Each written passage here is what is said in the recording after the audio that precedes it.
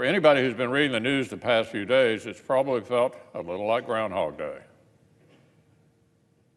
Because over the last couple of days, leading Democrats have tried to grab on to yet another poorly sourced, thinly reported, unsubstantiated allegation against Justice Brett Kavanaugh.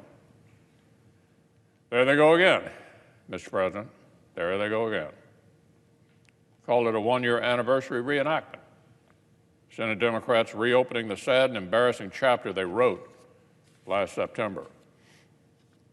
The latest allegation was blasted out by a major newspaper despite the apparent lack of any corroborating evidence whatsoever. The reporting was so thin, the story ran not in the news section, but on the opinion page.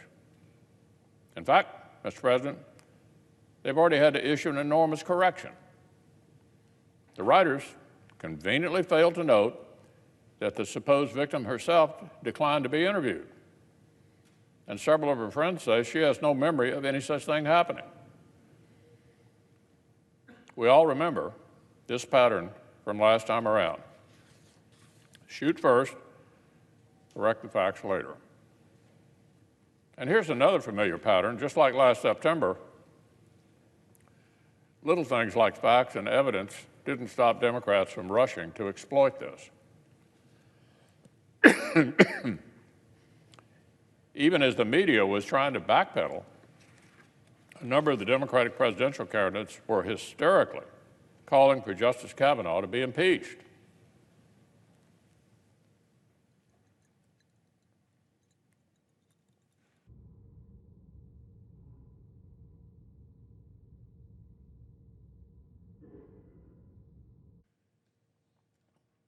On the basis of this flimsy, uncorroborated story, they're calling for Justice Kavanaugh to be impeached.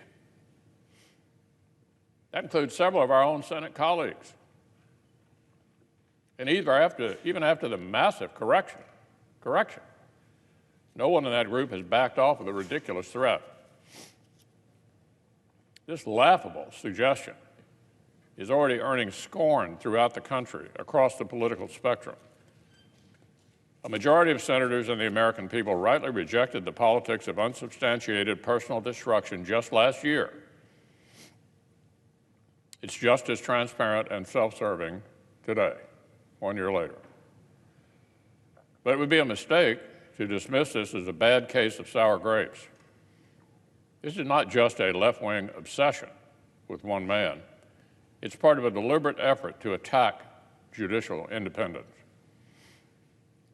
6 of the Democratic presidential candidates, plus one who has now quit to run for the Senate, have publicly flirted with packing the Supreme Court. Court packing. Today's bold new Democratic idea, a failed power grab from back in the 1930s. Just a few weeks ago, some Senate Democrats nakedly threatened the Supreme Court justices in writing. Our colleagues sent the court an outlandish brief, gravely intoning that the Supreme Court is not well, they said. The Supreme Court is not well. Here was the punchline. Either issue rulings we like or we'll pack the court. Issue rulings that we like or we'll pack the court. This is not normal political behavior. These are the actions of a political party whose agenda is so alien to the Constitution that they feel threatened by fair and faithful judges. Well, Mr. President, this is what I would say. When the simple notion that judges should be faithful to the Constitution looks like an attack on your agenda, maybe it's your agenda that needs a makeover, not our independent judiciary. When you are this willing to launch unhinged personal attacks, you reveal a whole lot more about your own radicalism than about the men and women you target.